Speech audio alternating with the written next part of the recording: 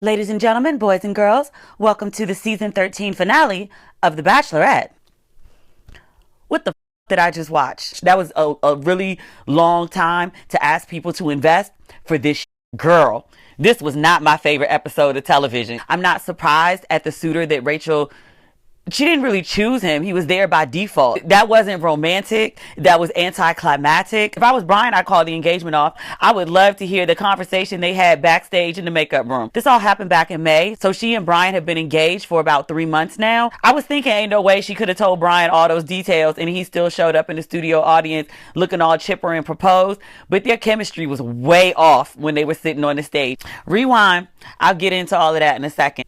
Chris Harrison, the host, says that they're going to do something new, that Rachel is going to be in studio with the audience and is going to watch the show live and give commentary during the show. And then the last three guys, Eric, Peter, and Brian, are going to come out on the couch and talk about different aspects of the show. This sounds like hell to me. Rachel looks really beautiful. She's clearly nervous. She keeps repeating herself. I can't imagine watching an edited version of my life live in a studio audience and then being questioned about it to broadcast. Great production. It was good TV, but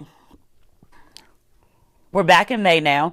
We're in Spain. Rachel is still talking to Peter. They're at a crossroads. Peter's not sure he wants to propose yet. He says he likes Rachel very much. He cares for her deeply, but he's just not there at a proposal point yet. And Rachel is very much like, I took off of my job. I've put my life on national television and I want a ring. A woman on YouTube in the comments made a really great point. She was like, look, it's been 13 seasons of this show. Rachel is the first black bachelorette. It would be a goddamn shame if for 12 seasons, every woman has gotten a proposal and here we get the first black bachelorette and she can't get a proposal. That's not something that should factor into a decision about who to choose as a mate, but people choose mates for all sorts of different reasons. In my opinion, with the edits that were shown, I don't think she made the right choice. I don't think she thinks she's made the right choice. Rachel recalls that she was in a 5-year relationship and it never progressed beyond boyfriend-girlfriend. She is afraid that that's going to happen again with Peter. This date is coming to a close, and even though Rachel's not all that sure where she stands with Peter, she does decide that they need more time together. So there's the opportunity for the fantasy suite. Rachel gives him a card and Peter accepts. Next morning, Rachel and Peter wake up in the fantasy suite. They make breakfast together. Rachel has on no makeup. She's drinking coffee. They look really comfortable as a couple. The problem is Peter still isn't ready to propose. No matter how comfortable they are, the man said he's not getting down on one knee. Rachel's date with Brian is awesome. It's been 2 weeks since I seen Brian. That is a snack, an entree, a dessert, a drink afterward. That is a gorgeous, gorgeous man. They meet in wine country. They're going to go horseback riding. The best line of the episode, they have 2 horses waiting for them. There's a brown horse and a white horse. And Rachel was like, I'm going to take the brown one. And Brian's like, why? Rachel's like, because it matches me. This is the first time Rachel and Brian have had a sit down since the family visits. And Rachel asked Brian, she's like, well, how did you think the family visit went? And Brian's like, oh, I think it went great. Did we see the proper episode? Maybe the editors cut out the good parts, because the part of the family visit we saw, they were no fan of Brian. It was like, oh, it went great. No, it didn't. And this date, the chemistry is off. Because usually, they're tonguing each other down. They can't keep their hands off each other. Rachel's really giddy. Rachel tells the audience that she's really messed up about her conversation with Peter and where he stands with this proposal. Brian tries to be understanding. He's like, hey, I know this is a tough decision, but I think I'm a better man. I think you'd have the best life with me. And I love you. And I'm willing to propose. I'm ready to be married. He's pulling out all the stops, as he's always done. He's a very romantic guy. He's a very passionate guy. There's always been some question as to how genuine he is. Back in the studio, Chris Harrison asked Rachel, what's going through your head? And she's like, it's very difficult to compartmentalize between my feelings for Brian, my feelings for Eric, and my feelings for Peter at this point. And really, it's between Peter and Brian. Eric's not really been a factor. I honestly believe he's just on the show for the black audience that has tuned in, who really want to see her with a black man, as far-fetched as that romance might be. I think Eric is a really great guy, and I've said this time and time again. I don't think he's the right guy for Rachel, and this is with him being from Maryland, where I'm from, and then also being black. So I'm giving him extra bonus points for both of those, and I still don't think he's the right guy for her. Later that evening, Brian and Rachel meet up for a candlelit dinner. Rachel is giving us a very cute black fringe moment. Brian says to Rachel that he feels that their date earlier was different. Rachel really likes that Brian has emotional intelligence, that he can pick up when something's wrong. And that's a really good trait in a man. I like that he communicated. He didn't just act like, oh, nothing's wrong. If she doesn't want to talk about it, I'm not going to mention it. Rachel apologizes for being distant, and she gives him some assurance that, things are going well. It's not about him. She just has a lot on her mind. They kiss and make up, but it has none of the passion that all of their interactions have had up until now. Rachel also gives Brian the option of the fantasy suite, which of course he accepts. Brian looks like he puts it down. I hope Rachel got her back blown out. The fantasy suites are not all about sex. Rachel says she really uses the fantasy suite as an opportunity to get to know the guys better, like their personal stuff. Girl, if you didn't get it popping with Brian, you stupid. And Sister Rachel, ain't nothing about you that ever struck me as a stupid woman. The next morning, they're sitting in bed eating strawberries, and Rachel is like, what tastes better, the strawberries or me? I think that's code for he put his face in it. After much delay, it is time for our rose ceremony. Rachel shows up in a gorgeous floor-length red gown. The sleeves are very ornate. I don't know the right term for it, but hot and fancy. The guys show up. They look amazing in their suits. No surprise, Rachel chooses Brian first. To me, there was really no suspense on whether she was going to choose Eric or Peter. It's absolute no. Eric looks absolutely blown. He's totally disappointed. He really thought he had a chance with Rachel. Rachel explains that she does have feelings for him, but her feelings for her other relationships are stronger. She gives him the verbal kiss of death that, like, I love you, but I'm not in love with you. Like, he handles it like a grown man, though. He's come so far over the course of this series. He thanks Rachel for the experience. He says that he will always love her. You can see him holding it together, trying not to cry on camera, which I wouldn't have been mad at him if he did. He drives off, and Rachel said she wondered if she was making a mistake. No, you didn't. You feel bad about letting a good dude go and hurting his feelings, but you never really had it for Eric. Stop it. Back in the studio, Rachel is joined on stage by Eric. He is a living testament to the power of a beard. He looking like something. He's up there in snack territory with Brian. Eric and Rachel do, their pleasantries and such.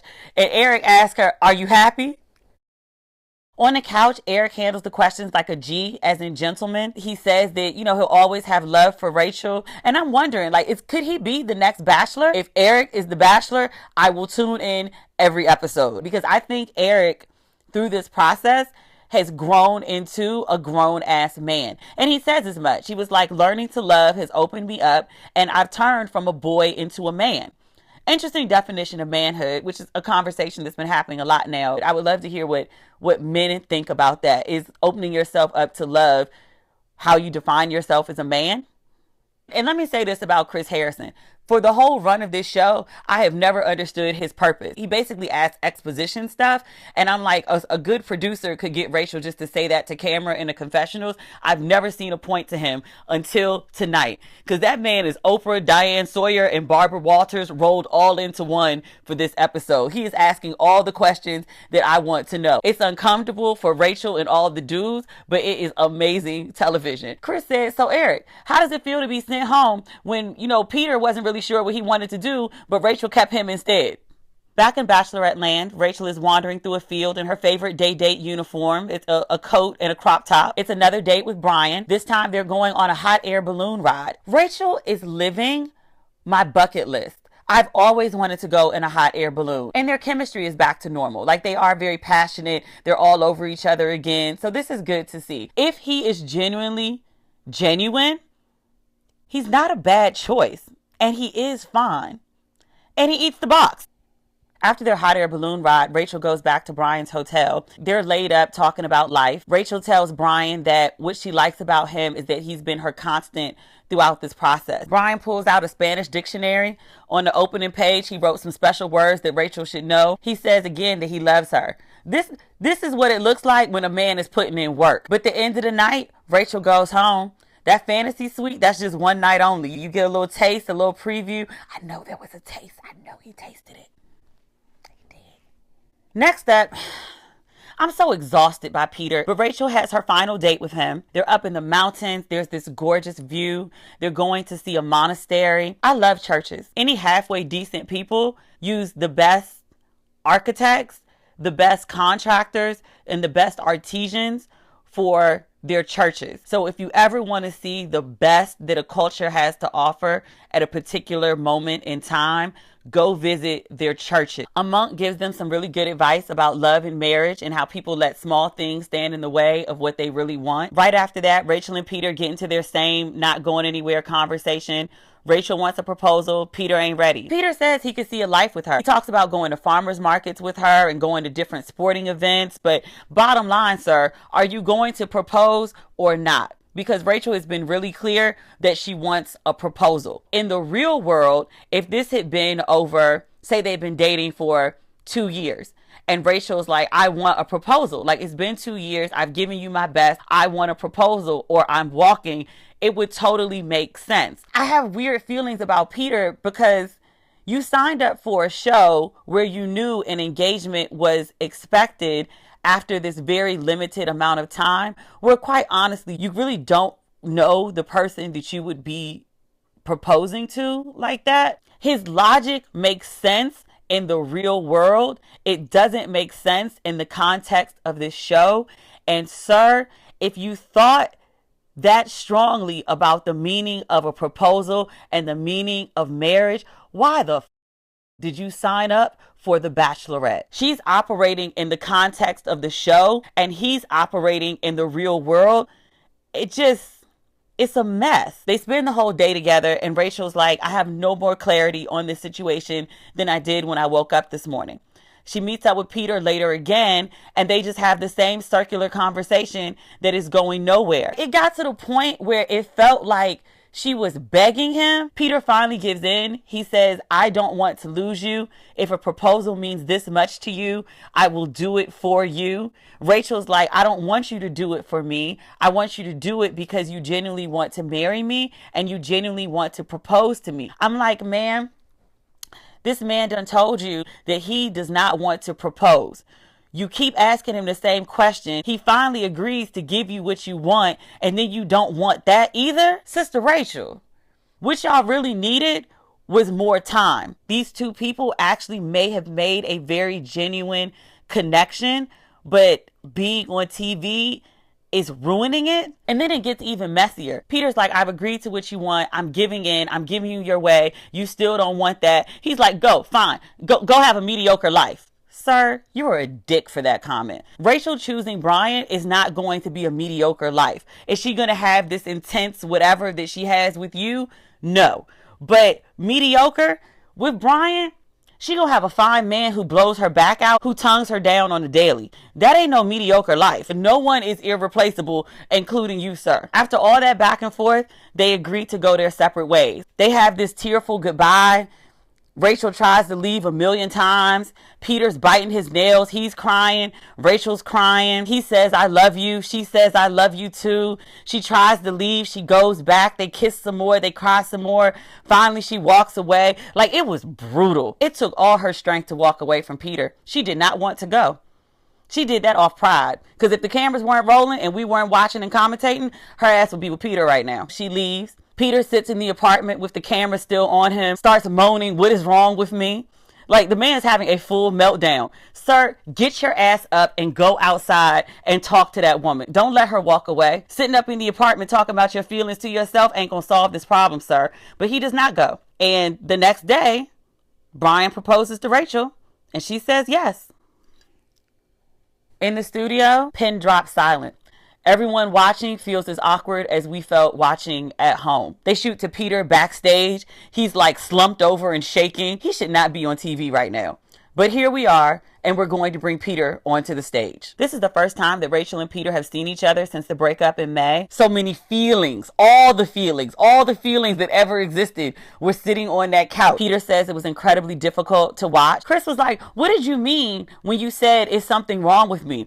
Is there something indeed wrong with you? Sir. And Peter says, no, something's wrong with this situation between you and Rachel because y'all got tension. Whatever's between y'all is not resolved. Y'all might not have seen each other since May. Time has passed. It has not healed any of these wounds. Rachel may be engaged to Brian, her default, but that's, y'all need to talk. Then Peter goes off and says he feels attacked. Sir, stop that. White people always feel attacked when some black person doesn't agree with them. And I don't know if you know that white people saying that black people are attacking them when black people are just like talking and having conversation. It's passive aggressive. It's a microaggression, and it's low key racist. For someone who says he has a lot of black friends, he's real good for using buzzwords that piss black people off. He habitually line steps with microaggressions. You were not being attacked, sir. You and Rachel have feelings that are unresolved, but that's not an attack. Let's use that word very carefully. Peter did apologize for that mediocre comment though, which he should have. After Peter apologizes, Rachel jumps in. She says, well, I'm living my best life. No, you ain't. It's written all over the tension you have with this man on the stage. Y'all need to talk. Y'all really do. Chris asked Rachel if she's angry with Peter. Again, white microaggression-y word when it comes to black women. It's an awful stereotype. Rachel cleans it up well, and I felt like she did so for the national audience to be like, no, I'm not angry. I'm frustrated. Like, this is difficult. Like, she said what she was supposed to, but I actually do think that she is angry. You came on this show, you knew what was expected of you, and then you presented yourself as this awesome guy, and I fell in love with you, and then you were like, no, I've decided I don't want to play by the rules of the game I signed up for. Like, that'll make a woman angry.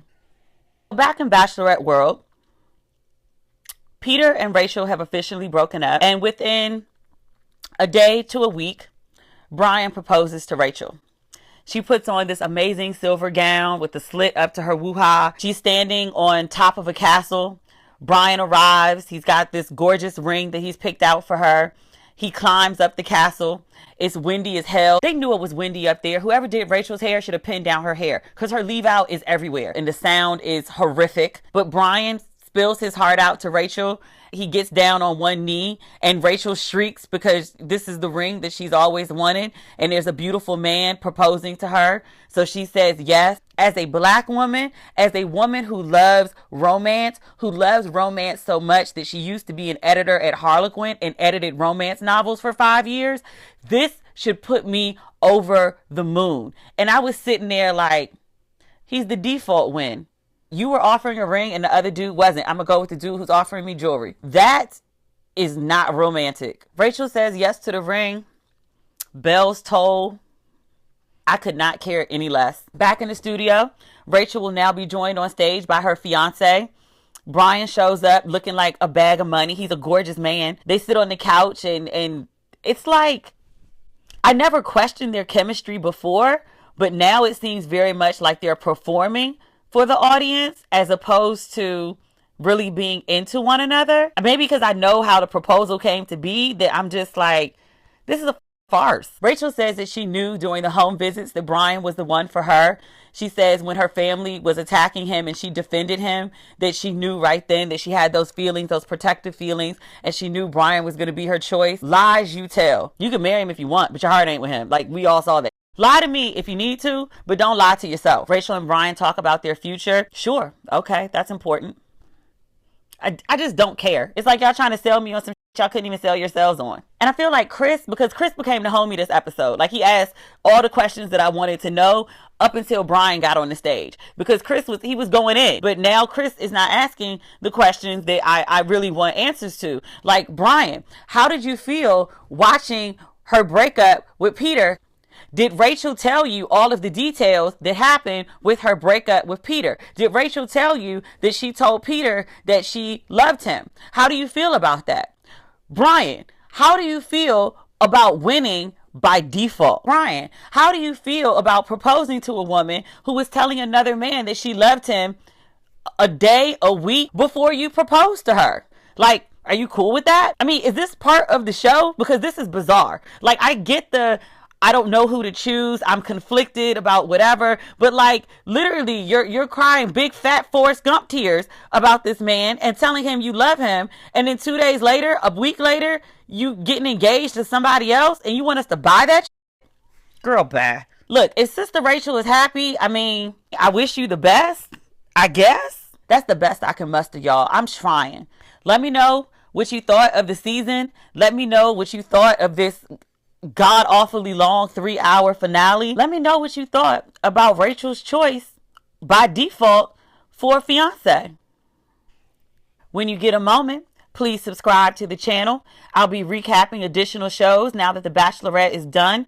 Let me know in the comments what you think I should be talking about. And yeah, that's everything. Thank you always for watching. I really appreciate it. And I'll see you covering another show.